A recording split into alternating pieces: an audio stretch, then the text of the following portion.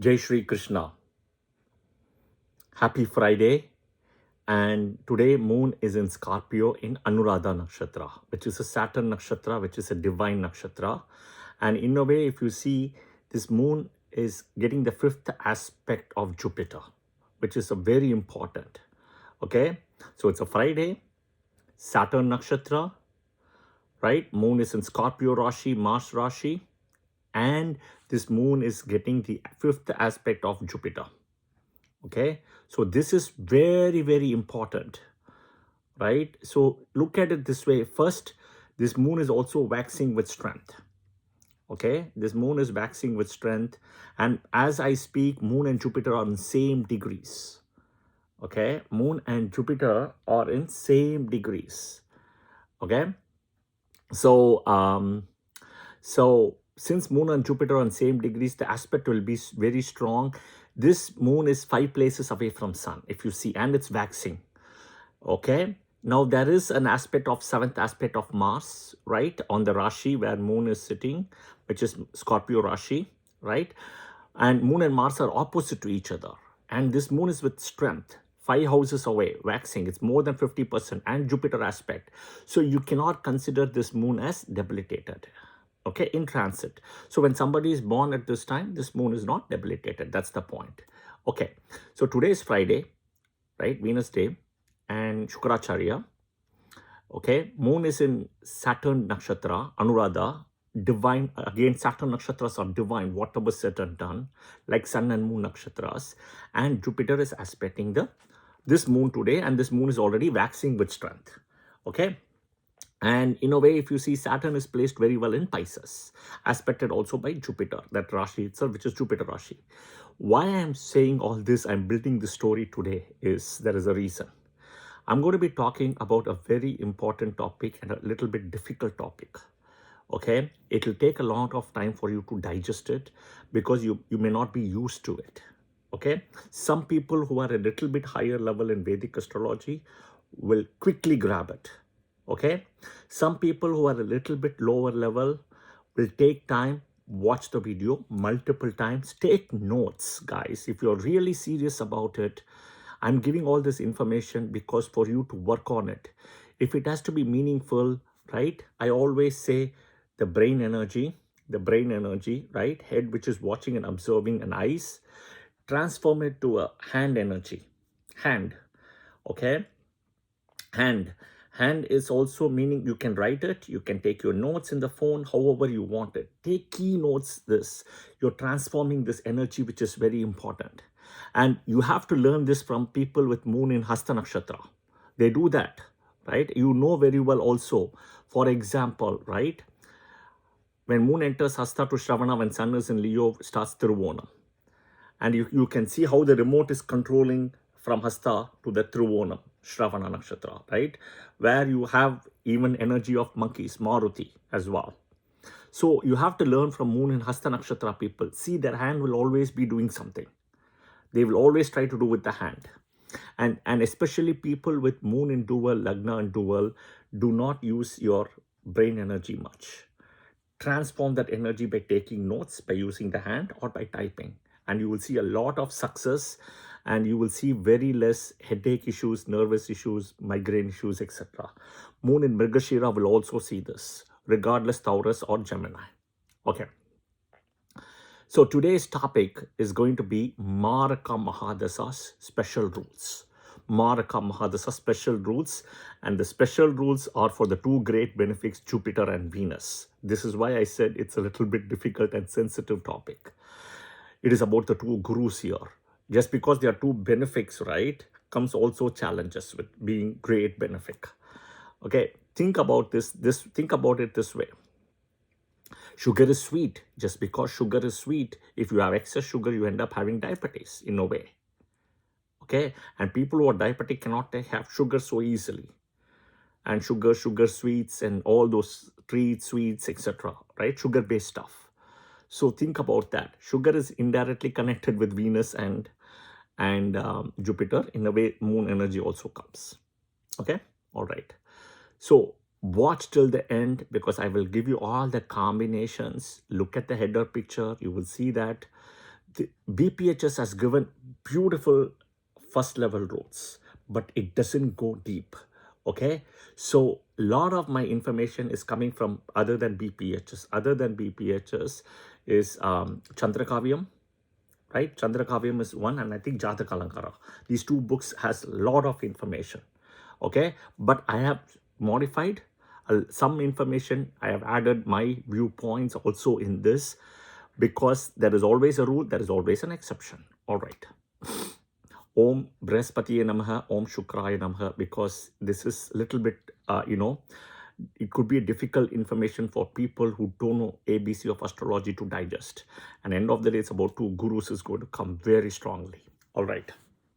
So, Team A Ascendant, again, Aries, Cancer, Leo, Scorpio, Sagittarius, Pisces. Wear your hat. Okay, the best Mahadasa sequence for Team A, Sun, Moon, Mars, Rahu, Jupiter. Best Mahadasa. Team B Ascendant by Lagna, rising sign. Taurus, Gemini, Virgo, Libra, Capricorn, Aquarius. Okay, Mahadasa sequence, Jupiter, Saturn, Mercury, Ketu, Venus. All right. The next layer, what you need to know is the great benefics, right? Jupiter, Venus, and full moon with strength. You see, Mercury is out here in a way. Mercury is out, okay? And there is a reason, because Mercury doesn't do much damage. It's always in the center. Everywhere. If you see the week sequence, right? Sunday, Monday, Tuesday, Wednesday, in the center. Everywhere, if you see, Mercury will come. Exaltation degree, 15 degrees. Planet maturity age, 16 is Jupiter, 48 is Ketu. Add both of them, 64. Take an average, 32. That is Mercury. So everywhere, Mercury will be in the center. 15 degrees exaltation in Virgo and Hasta Nakshatra, in the center. So even in Vibgyor, if you see VIBG, G for green, in the center. Everywhere, Mercury will be exactly at the center, guys, if you know that. Okay, exactly at the center. So if you see Mercury, which means Mercury can go this way or that way. Even though Mercury is a Team B, planet, it can also jump to Team A. But the Adipatya of Mercury, whatever houses it owns for Team A, is not good. That is different. But it can jump both ways. That is why Mercury has to be independent in the chart. Very important. But this is not a coincidence, huh? Mercury, the way I explained. Okay? Think about it and you will understand. All right. Jupiter, Venus, and full moon. Now, I've always said in my videos, full moon is the strongest benefic. Srini, if full moon is the strongest benefic, why have you put full moon in the last? And I'll explain that. Why full moon is coming in the last? See, Jupiter owns 2 houses, Venus owns 2 houses. Full moon only owns 1 house, which is Cancer. Taurus is Mula Trikona and exaltation. Ownership is with Venus. But moon owns only 1 house, which is Cancer. So Maraka wise, it can only cause typically from 1, and even Kendra Adipati, I'll do a separate video, it can only cause 1. So whatever it is, the damage is lowest. Second, wherever moon sits also becomes your Rashi. So moon has double role in a way. Okay, like Mercury also, like I explained, it can jump both ways. Moon also has the same thing. So there is a difference about it. Okay. All right. Because of dual lordship, Jupiter and Venus gets a higher rating from a Maraka perspective. Maraka. Okay. Moon, dual lordship, I say explain Rashi and lordship. Okay. Natural benefits, if you look at a bigger picture, full moon with strength, Jupiter, Venus, waxing, moon, right? 50% and above, and Mercury independent.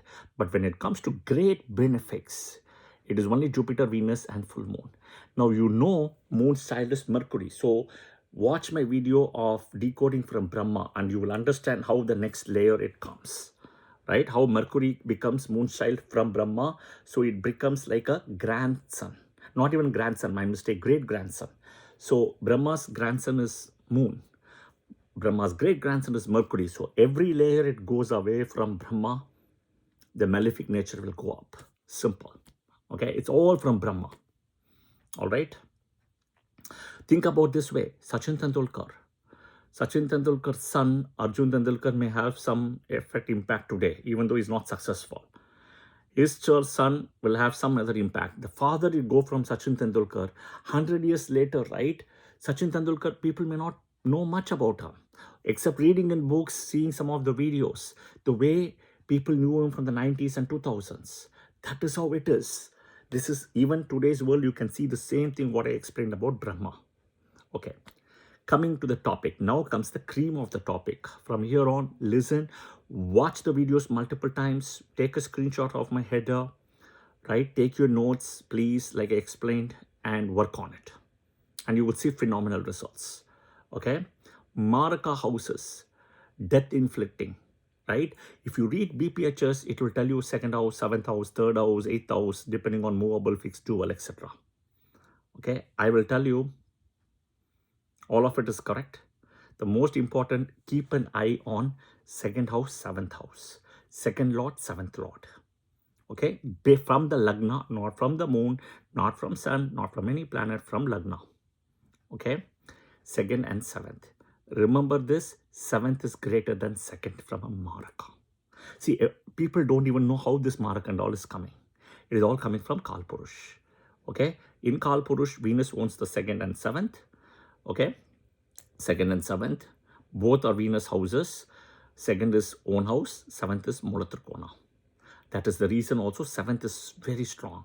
7th is partners, marriage, business, right? Business partners, okay, friends, all those things come. 2nd is family.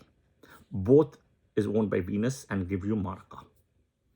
Okay, so remember that. All right, the Maraka Lord position. This is all coming mostly from Chandrakavya and Jatakalagara. The Maraka Lord position should not be in the 12th house. Why 12th house? Lagna is birth. 12th is the last kind of showing the end part, moksha part. So the Maraka should not go to the 12th house. This is very important. Okay. Or conjunct aspect with the 12th Lord. Okay, 12th Lord, there should not be conjunct aspect here. Very important. Okay, so this is number 1. All right, okay. Next, the Maraka houses, planet sitting. Okay, so check planets sitting in the Maraka houses, as they can also give similar problems. Okay, suppose in the 2nd or 7th, some other planet comes and sits. So that can give you a problem. The only exception here is if it's a Trikona Lord, it will give you the lowest problem. 9th Lord, especially in the Trikona Lord, 9th Lord. If the 9th Lord comes to the 2nd or 7th, it will give you the lowest problem, but it will still give you a problem. Okay, so 9th Lord gives a very high priority here. Okay, for example, for a Libra Ascendant, Mercury is the 9th Lord. Okay, Libra Ascendant. All right, so think about it that way. That's one of the reasons I keep saying 9th Lord is so important as well, like the 5th Lord. Okay, Maraka Lord positions, right? As I explained, they should not be also in the 12th house or conjunct aspect with the 12th Lord. This is important.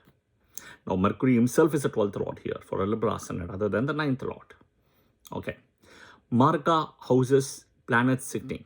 Okay, so again I explained, check planets sitting in the Maraka houses. Okay, they can give you the problem, except the 9th Lord will give you the lowest damage. He will give you a downfall and then he'll raise you up still. Okay, all right. Next, if the Maraka planet is placed in the Maraka house, 7th or 2nd, then the intensity of the Maraka dosha is strong. Okay, the intensity of the Maraka dosha is strong. So I repeat, if the Maraka planet is placed in the Maraka house, 7th or 2nd, so the 7th Lord sitting in the 7th, 2nd Lord sitting in the 2nd, or 7th Lord sitting in the 2nd, 2nd Lord sitting in the 7th, okay, then the intensity will be very difficult.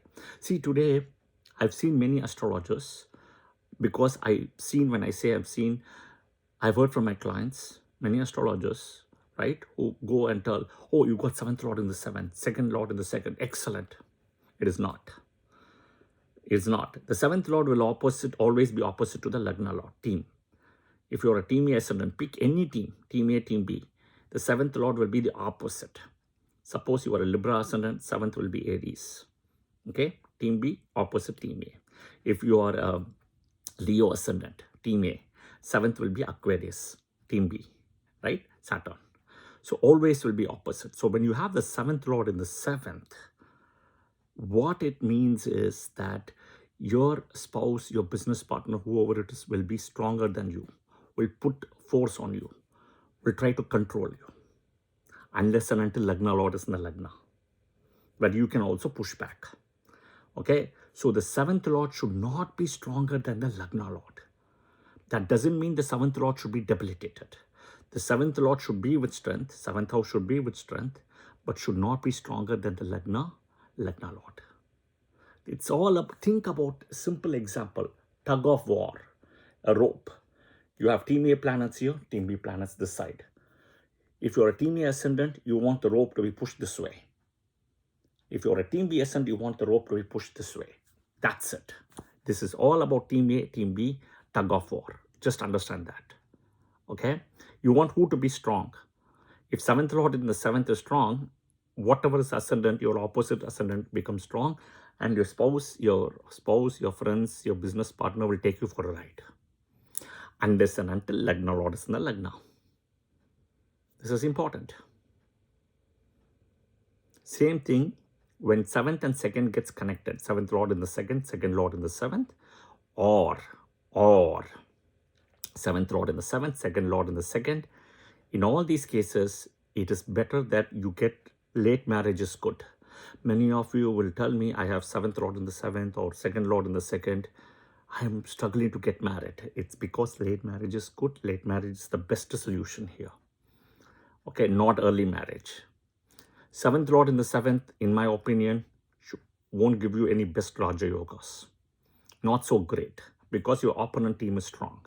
But go put this information in a software, or go to a person who is not so good in astrology but calls and tries to do predictions, right?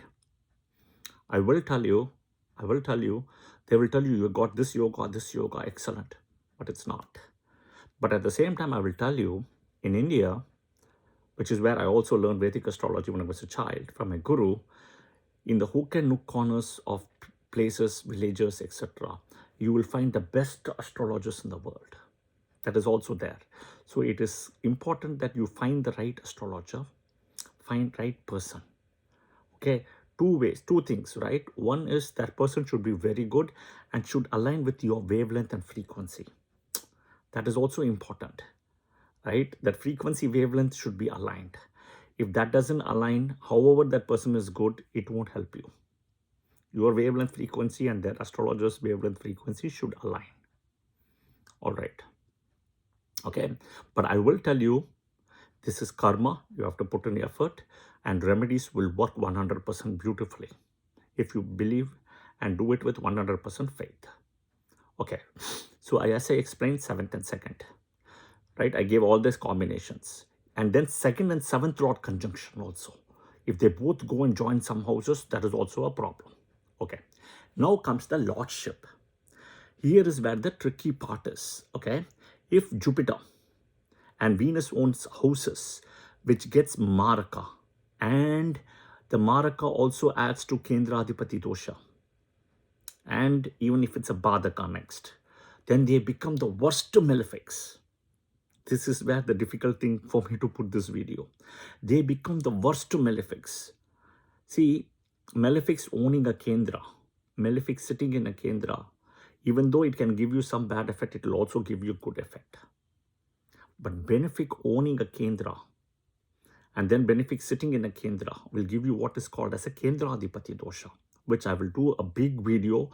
If I start Kendradipati dosha, I will have to do at least 20 videos or 21 videos. I can't stop at one video. It is so comprehensive and exhaustive, I'm telling you.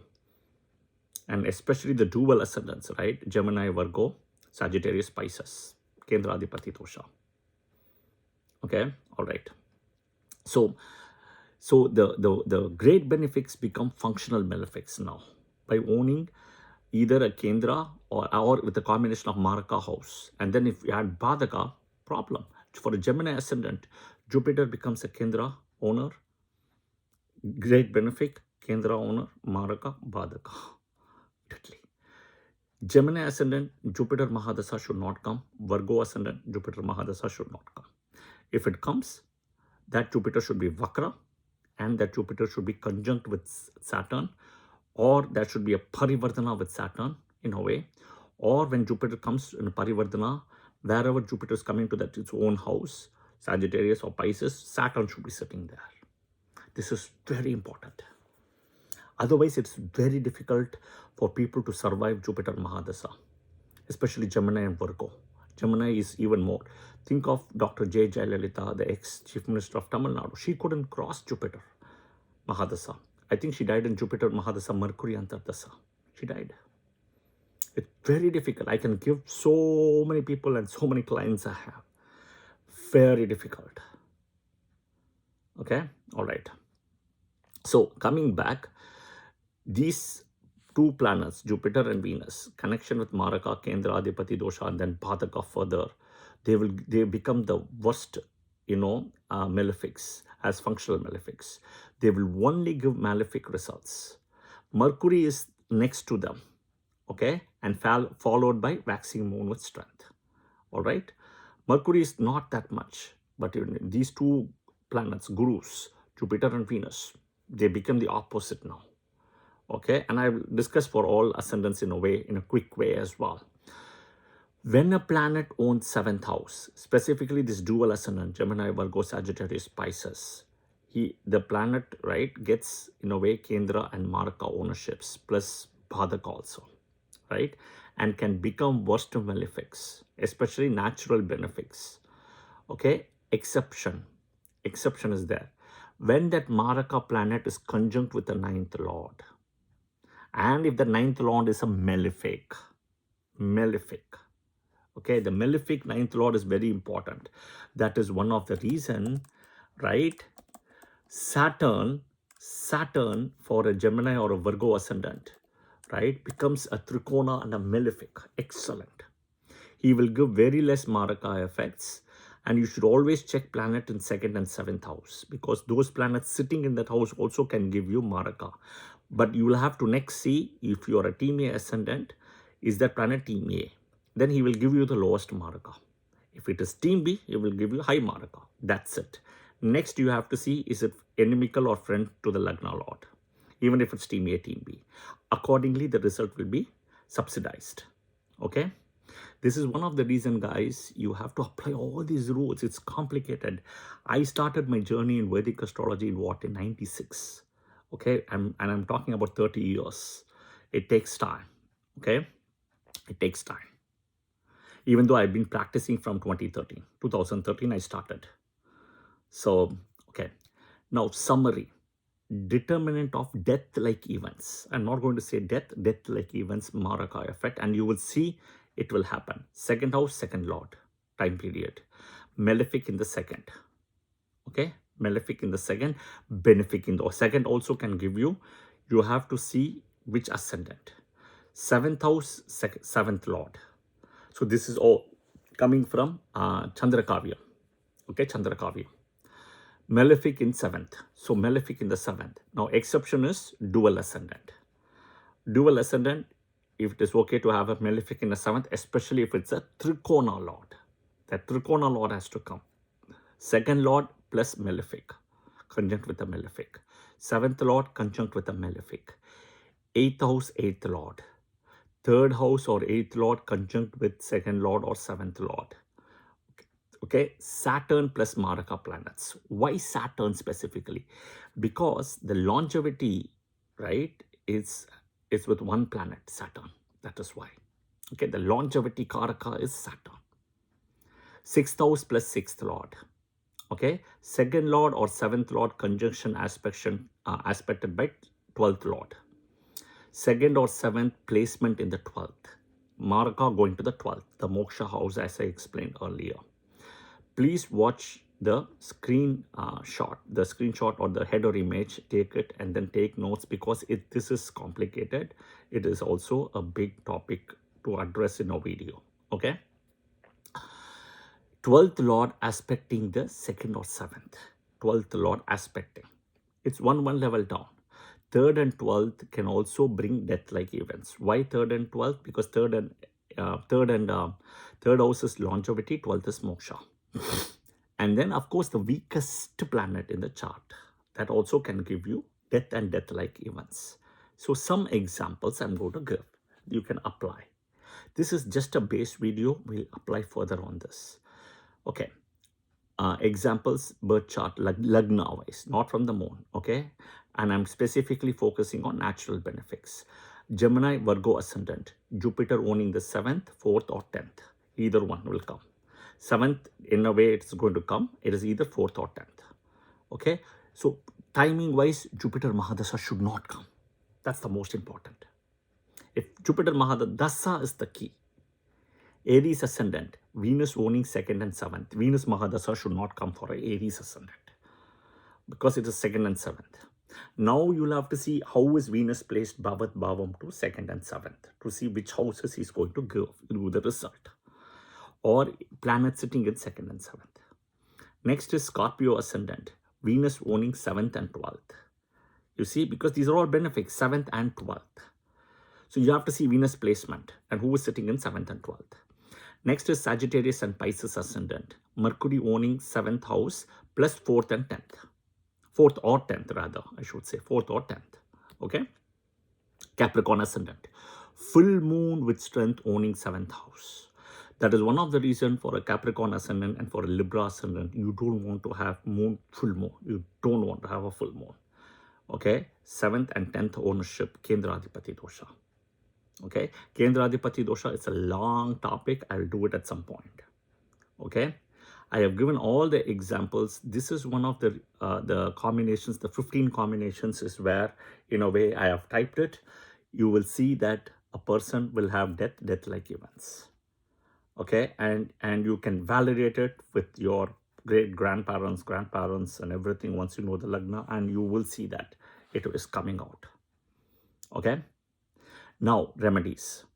The remedies wise is always number one, follow Mahadasa, Antardasa remedies. And if a planet is conjunct with Mahadasa, running a Mahadasa, tag on to that planet. Also, Mahadasa plus Mahadasa planet conjunct driving the Mahadasa.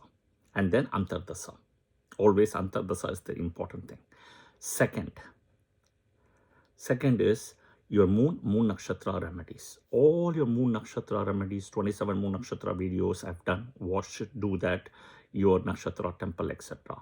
Then you have the so-called Vishnu Sahasranama moon nakshatra remedies. I've also published that in the remedies playlist. Please do that. You will see big changes. You will see big changes. Okay. All right. So last thing for Libra ascendant, an example. Mars owns 2nd and 7th. Because Mars is a malefic and he owns a Kendra, he's not going to do big damage. Same way for Aries ascendant, what Venus does, because he's a benefic now. So you have to separate that. You have to separate that. But same thing is for a Libra ascendant, Mars sits in the 7th house, which is his Mulatrikona, Aries, right? He's going to give you a problem. You see how this rule thing changes? You see how it changes? Mars is a double Maraka, like Venus is a double Maraka for Aries. But Mars and Venus doesn't do the same thing. Venus does more damage for an Aries ascendant than Mars. Same thing for Aries ascendant, if Venus sits in the 7th house, okay, in Libra, he not only will give you Maraka effect very strongly, he's going to give you what is called Karako Bhavanasha through marriage. Either no marriage at all, or you keep on getting married and divorced. You keep on getting that. 7th house in Libra for Aries ascendant. So Aries ascendant, Venus sitting in 7th house Libra, bad position. Okay. I know it's a long time. I've covered today a lot of things. Remedies. Please focus on it. Okay. This is just the start. I hope you like the video. I know it's a long video. Please press the like button if you like it. Share it with your friends and family so that if you feel it's relevant and it's beneficial for them, do share your comments in the comment section and also do follow the channel as well. Jai Shri Krishna. Thank you.